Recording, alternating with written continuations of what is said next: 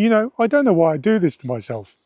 Over the last year, I convinced myself I found the one, the perfect food, the perfect diet, and then I go all in and completely regret it. So yeah, the potato diet. I lasted 3 days, not 3 months, not even a week, 3 days. That's how long I lasted. I was eating somewhere between 7.5 to 8 pounds of potatoes a day, roughly 2,600 calories. In theory, it should have been perfect. Clean carbs, low fat, nothing processed, like a proper potato reset, But by day 3, I felt like I could barely breathe. My lungs were getting pushed out of their job, struggling to remember what breathing even was. I remember I finish a meal and just sit there, looking at my plate, trying not to move. It wasn't hunger anymore, it was survival. And that's when I realised, this ain't going to work. It's not for me. So could I have eaten less? Yeah, probably. But that wasn't the point. I wasn't looking for another diet. I was looking for something I could actually live on. Something simple, predictable and sustainable. Something that didn't feel like work every time I sat down to eat. So that's when I started the rice diet. A high-carb, low-fat, plant-based way of eating. And honestly, it's been one of the easiest stretches of dieting I've ever had. When I first started, I thought rice would be kind of dull. Just another bland, boring experiment I'd push through. And yeah, I couldn't have been more right about that. But that's exactly what my body needed. This high-carb, low-fat setup just works. There's no fake meats, no oil, no weird digestion surprises. Just rice, jam, onions, ketchup, and fruit juice. That's it. Super basic, super predictable. And my total fibre back then was under 10 grams a day. And digestion was perfect. Once a day in the bathroom, no gas, no pain, nothing.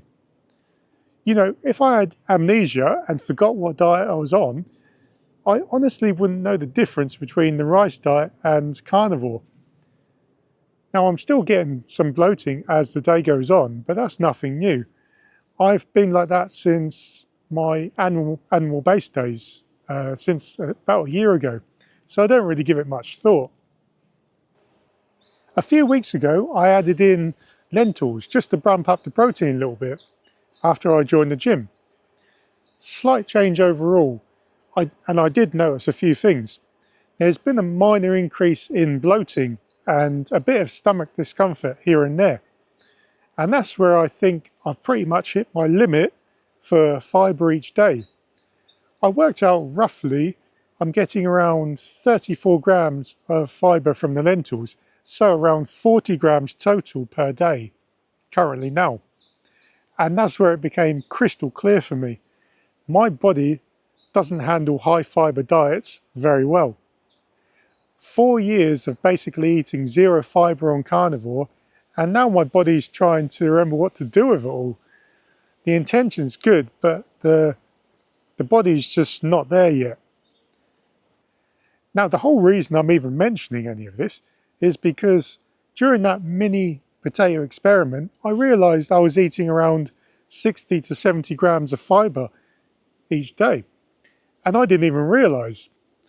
It's no wonder my gut was so wrecked. And you know what? This whole vegan simplicity thing is kind of growing on me. I've noticed my energy feels cleaner and smoother. And honestly, I think lowering my heme ions helped too. That heavy feeling I used to get in my liver has drastically reduced. And it's still there, but obviously much less. Now it's just lighter, calmer, easier to be in my own body again. And it kind of forced me to slow down and pay attention to what actually makes me feel good, not just what looks good on paper. I've realised the body really likes predictability. Every time I overcomplicate things, too many sauces, too much snacking, even those so-called healthy meals, my digestion usually goes sideways. And once that happens, the cravings really creep back in. Simplicity is what keeps me grounded. You know that when I strip it back to rice-based meals, rice, fruit and fruit juice, it's just smooth sailing. I personally don't need 50 different foods. I need consistency and hydration. And hydration before meals has been huge. That's a real digestive reset. I make sure I drink enough that I'm peeing clear. I actually took that message from Harley, Durian Rider, and it's true. That simple rule changed everything. When you're hydrated, food moves better, energy stays even, and your body finally stops fighting you. It's strange because I used to think that progress was about intensity. Now it feels more like peace. It made me realise the more predictable food gets, the more unpredictable my energy used to be. And now it's the total opposite. So yeah, rice versus potatoes. Potatoes, heavy, dense, and way too fibrous for me. Every meal felt like a challenge. Rice, it's calmer, reliable, and predictable, and it just doesn't fight me. And I'm not going to stand here and say this high-carb, low-fat lifestyle fixed everything. I mean, I've barely scratched the surface with healing. But one thing it did give me that I've never really had before was stability. That feeling that what I'm eating actually fits my body instead of working against it. And look, you can't half commit to this. You can't do 3 days on rice and then reward yourself with junk and expect results. That's not testing a diet, that's breaking the experiment before it even starts. Stick with it long enough and your body tells you what it wants. Mine did. It chose rice. No debate. So yeah, rice versus potatoes. It wasn't even a fair fight in the end. My body just wanted simple carbs that actually work.